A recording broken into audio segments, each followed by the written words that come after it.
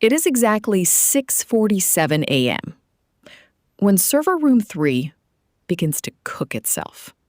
It is not a dramatic explosion. No sirens are going off. The cooling unit just quietly, stops holding temperature.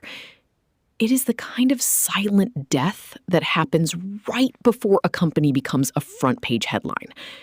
By 9 a.m., the room is hot enough to bake a pizza, and the environmental SLAs are completely toasted. By 10:15, we are all dragged into an emergency war room call. And that is when the real corporate theater begins. Williker de Beest?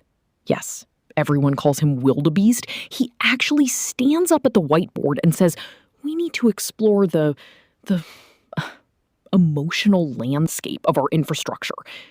He is turning a literal melted server into a TED Talk about feelings.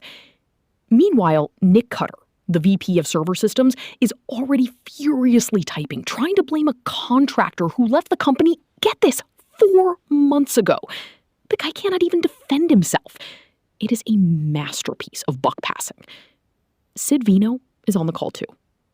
He does not say a word. He just raises one single eyebrow. That is it. That single raised eyebrow just completely freezes the room. It is the ultimate club genius move. It is a refusal to join the circus. Because we all know the truth. This was not some unpredictable freak act of nature. It was a choice. So 3 minutes before this painful call is scheduled to end, Demetrius Hedgie finally unmutes. Demetrius is always quiet, but when he speaks, everyone stops.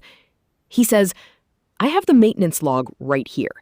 The cooling unit anomaly was flagged 11 weeks ago, escalated twice. The ticket is still open, and it is assigned to an active manager who is currently on this call. Total, absolute silence.